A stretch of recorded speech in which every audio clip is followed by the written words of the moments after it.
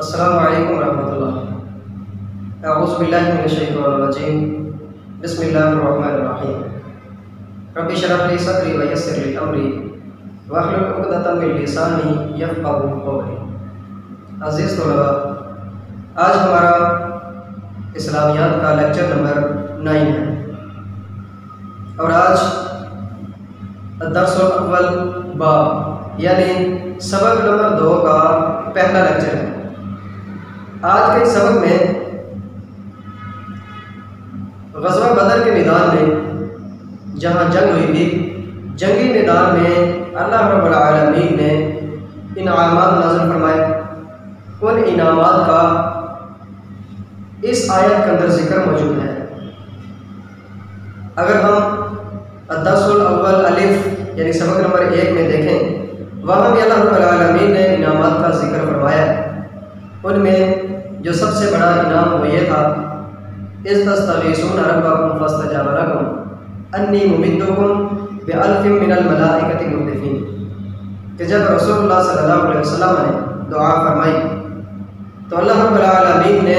آپ صلی اللہ علیہ وسلم کی دعا کو قبول فرمایا اور 1000 فرشتوں کے ذریعے مدد کرنے کا وعدہ فرمایا۔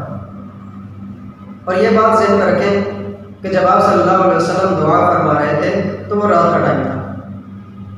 اسی طرح اس آیت کے اندر بھی اللہ رب العالمین نے انعامات کا ذکر فرمایا۔ عزیز طلباء، مشرکین مکہ چونکہ وہ پہلے پہنچ چکے تھے اور انہوں نے اپنی پسند کی جگہ کا انتخاب کیا جو پانی کے بالکل قریب تھی۔ وہاں پہ انہوں نے اپنے خیمے لگا لیے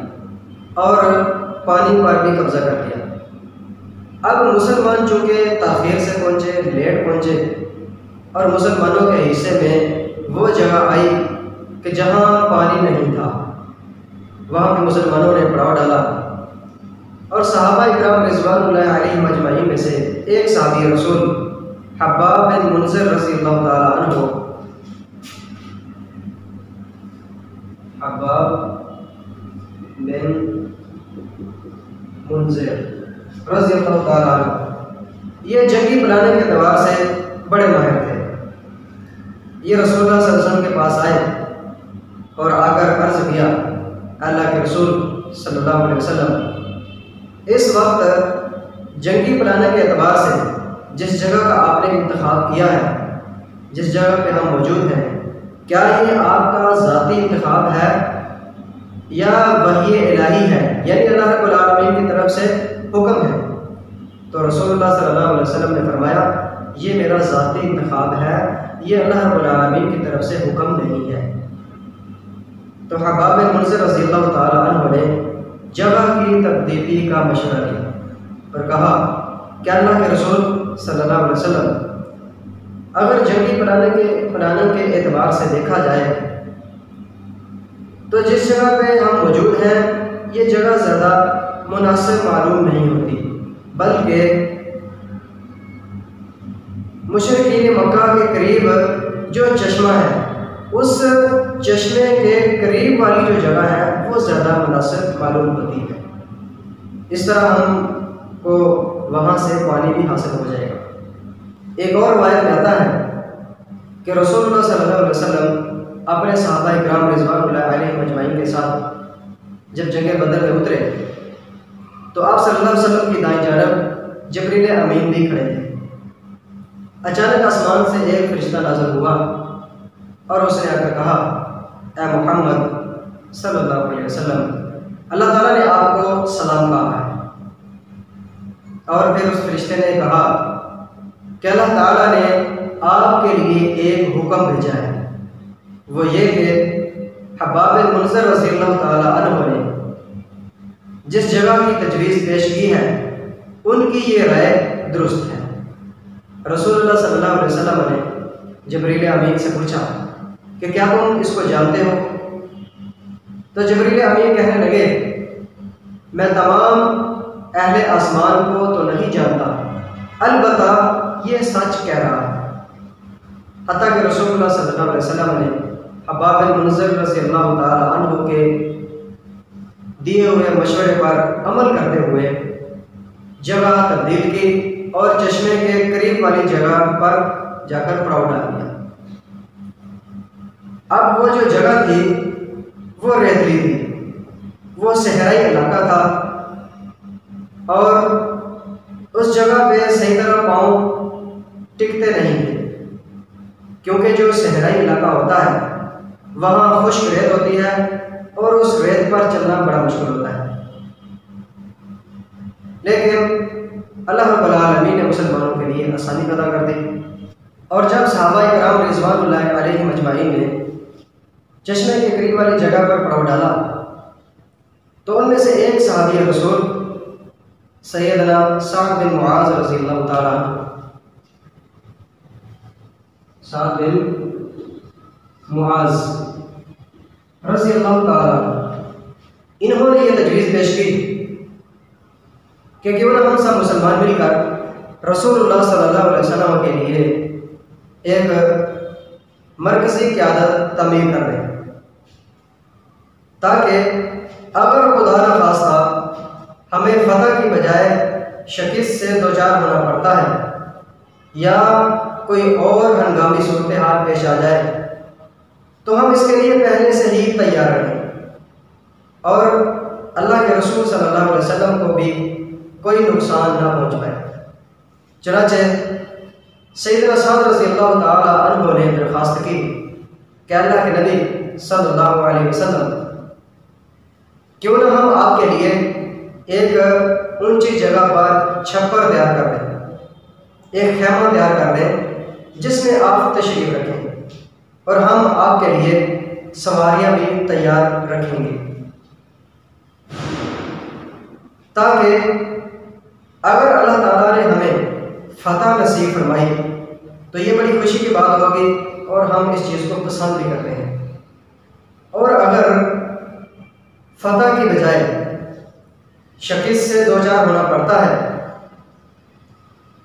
یا کوئی ایسی ہنگامی صورتحال پیش آتی ہے تو آپ سواری پر سوار ہو کر مدینہ میں تشریف لے جائیں تاکہ آپ محفوظ رہیں۔ سیدنا سعد رضی اللہ تعالیٰ عنہ کی یہ بات سن کر رسول اللہ صلی اللہ علیہ وسلم نے ان کی تعریف بیان کی اور ان کے لیے دعا کی۔ پھر صحابہ کرام رضوان اللہ علیہم اجمعین نے مل کر رسول اللہ صلی اللہ علیہ وسلم کے لیے میدان جنگ کے شمال کی جانب اونچے ٹیلے پر ایک خیمہ تیار کر دیا گیا، ایک چھپر تیار کیا۔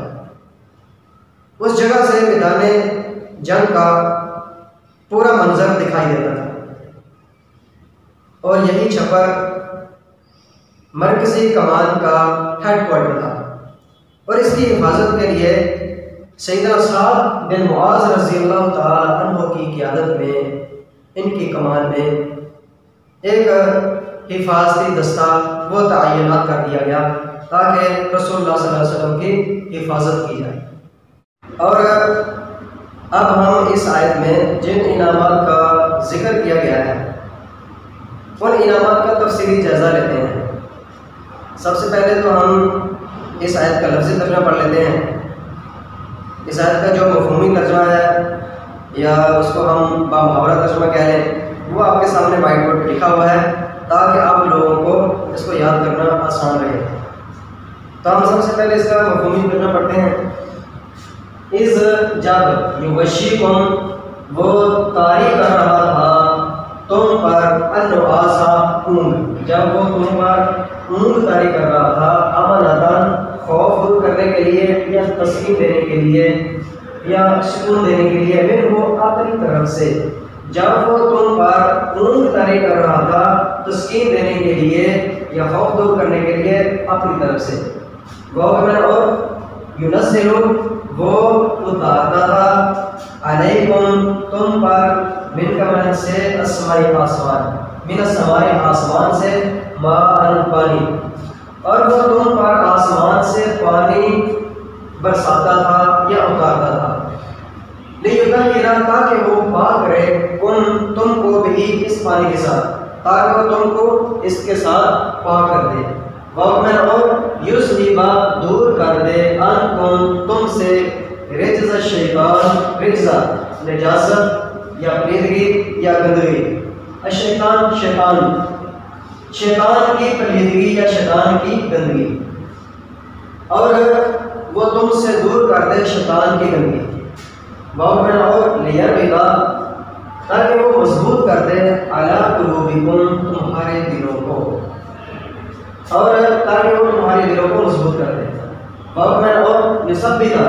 یثبتا اصل میں اس کا معنی ہوتا ہے ثابت قدم رہنا، لیکن یہاں پہ اس کا جناب وہ معنی ہم کہیں گے جمانا. واؤ اور یثبتا، تاکہ وہ جما دے بھی اس کے ساتھ الاقدام قدموں کو. اس میں سب سے پہلا انعام جو ذکر کیا جا رہا ہے وہ یہ ہے کہ اللہ رب العالمین کی طرف سے مسلمانوں پر رات کے وقت اونگ اور نیند کی ایک ایسی کیفیت طاری ہوئی کہ جس کیفیت کی بدولت مسلمانوں کی جتنی بھی تھکاوٹ تھی وہ ساری کی ساری ختم ہو گئی. کیونکہ کئی دنوں سے آپ سفر پر تھے تو سفری تھکاوٹ تھی، اور دوسری طرف اللہ رب العالمین کا یہ ارادہ تھا لِيُحِقَّ الْحَقَّ وَيُبْطِلَ الْبَاطِلَ وَلَوْ كَرِهَ الْمُجْرِمُونَ،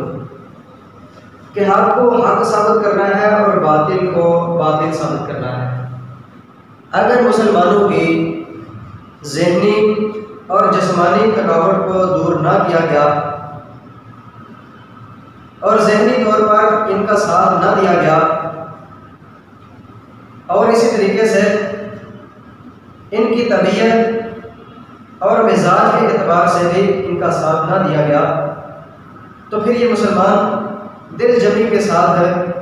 کفار کے ساتھ لڑ نہیں پائیں گے. اس لیے اللہ رب العالمین نے مسلمانوں پر اونگ کی ایک ایسی کیفیت طاری کر دی کہ جس کی وجہ سے مسلمان تر و تازہ ہو گئے. چنانچہ جب صبح ہوئی تو تمام مسلمان حشاش بشاش اور تازہ دم ہو گئے، اور ان کی طبیعت اور مزاج میں بھی تر و تازگی آ گئی، اور ان کی جتنی بھی تھکاوٹ تھی، ذہنی تھی یا ان کی جسمانی تھی، وہ ساری کی ساری ختم ہو گئی. اور اسی طریقے سے دوسرا انعام وَيُنَزِّلُ عَلَيْكُم مِّنَ السَّمَاءِ مَاءً لِيُطَهِّرَكُم بِهِ، اور وہ تم پر آسمان سے پانی برسا رہا تھا تاکہ وہ اس کے ذریعے تمہیں پاک کر دے. مشرکین مکہ چونکہ وہ میدان بدر میں پہلے پہنچ چکے تھے اور جو اچھی جگہ تھی اس کا انہوں نے انتخاب کیا جو کہ پانی کے قریب تھی، اور پانی پر بھی انہوں نے قبضہ کر لیا. اب مسلمان چونکہ تاخیر سے پہنچے اور ابتدا میں مسلمانوں نے ایسی جگہ پر پڑاؤ ڈالا جہاں پانی موجود نہیں تھا. بعد میں حباب بن منذر رضی اللہ تعالیٰ عنہ کے مشورے سے ایسی جگہ کا انتخاب کیا گیا جو پانی کے بالکل قریب تھی تاکہ مسلمانوں کی پانی تک رسائی حاصل ہو سکے. لیکن وہ جگہ ریتلی تھی، وہ صحرائی علاقہ تھا، اس ریت میں چلنا ذرا مشکل تھا اور مسلمانوں کے پاؤں سے طرح جم نہیں پا رہے تھے. لیکن اللہ رب العالمین نے راتوں رات ہی مسلمانوں کے لیے آسانی پیدا کر دی. وَيُنَزِّلُ عَلَيْكُم مِّنَ السَّمَاءِ، آسمان سے اللہ رب العالمین نے پانی برسا دیا کہ جس کی وجہ سے وہ ریت دب گئی اور مسلمانوں کے لیے نقل و حرکت کرنا آسان ہو گیا اور مسلمانوں کے لیے لڑائی کرنا آسان ہو گیا. اس بارش کی وجہ سے ایک فائدہ تو یہ ہوا لِيُطَهِّرَكُم بِهِ کہ مسلمانوں کے پاس پہلے تو پانی موجود نہیں تھا، نہ پینے کے لیے پانی تھا اور نہ ہی جانوروں کے لیے پانی موجود تھا. اس بارش کی وجہ سے ایک تو پینے کے لیے پانی جمع ہو گیا اور جانوروں کے لیے بھی پانی حاصل ہو گیا، اور پاکی حاصل کرنے کے لیے بھی مسلمانوں کے پاس پانی موجود نہیں تھا، نہ وضو کے لیے پانی تھا اور نہ غسل وغیرہ کرنے کے لیے پانی موجود تھا. تو اس بارش سے مسلمانوں کے پاس پاکی حاصل کرنے کے لیے بھی پانی جمع ہو گیا. اور اسی طریقے سے تیسرا انعام وَيُذْهِبَ عَنْكُمْ رِجْزَ الشَّيْطَانِ، اور وہ تم سے دور کر دے شیطان کی پلیتی کو، شیطان کی کمزوری کو۔ رات کے وقت شیطان نے مسلمانوں پر اپنا پنجہ گاڑنے کی کوشش کی اور مسلمانوں کے دلوں میں مختلف قسم کے خیالات اور وسوسے ڈالنا شروع کر دیے کہ ان کے پاس جگہ اچھی ہے، ہمارے پاس جگہ اچھی نہیں ہے، ان کے پاس پانی موجود ہے، ہمارے پاس پانی موجود نہیں ہے، ان کی تعداد زیادہ ہے، ہماری تعداد کم ہے، ان کے پاس اسلحہ موجود ہے، ہمارے پاس اسلحہ نہیں ہے۔ تو طرح طرح کے خیالات اس نے ڈالنے شروع کر دیے اور وہ مسلمانوں کے حوصلے پست کر رہا تھا، تاکہ جب صبح جنگ ہو تو یہ مسلمان غالب نہ آئیں بلکہ مغلوب ہوں۔ لیکن اللہ رب العالمین نے شیطان کا جو پروپیگنڈا تھا وہ ختم کر دیا اور مسلمانوں کے دلوں میں جو مایوسی، اللہ کے بارے میں بدگمانی، خوف، گھبراہٹ اور اسی طریقے سے طرح طرح کے خیالات اور جو وسوسے تھے وہ اللہ رب العالمین نے سارے کے سارے ختم کر دیے۔ اور اسی طریقے سے وَلِيَرْبِطَ عَلَىٰ قُلُوبِكُمْ، تاکہ وہ تمہارے دلوں کو مضبوط کر دے۔ شیطان کی وجہ سے مسلمانوں کے دلوں میں جو گھبراہٹ اور خوف تھا وہ اللہ رب العالمین نے دور کر کے مسلمانوں کے دلوں کو مضبوط کر دیا۔ اور اسی طرح بارش کی وجہ سے جب ریتلی زمین سخت ہو گئی تو مسلمانوں کے حوصلے بلند ہو گئے اور مسلمانوں نے بڑی دل جمی کے ساتھ کفار کا مقابلہ کیا۔ اور اسی طرح وَيَثَبِّتَ بِهِ الْأَقْدَامَ، اور وہ اس کے ساتھ تمہارے قدموں کو جما دے، چونکہ جس جگہ مسلمانوں نے پڑاؤ ڈالا تھا وہ ریتلی زمین تھی اور مسلمانوں کے لیے نقل و حرکت کرنا مشکل تھا اور مسلمانوں کے پاؤں وہ صحیح طرح ٹک نہیں پا رہے تھے، اور بارش کی وجہ سے جو ریتلی زمین تھی وہ سخت ہو گئی اور مسلمانوں کے لیے نقل و حرکت کرنا آسان ہو گیا اور مسلمانوں کے پاؤں بھی جمنے لگے اور مسلمانوں کے لیے کفار سے مقابلہ کرنا آسان ہو گیا۔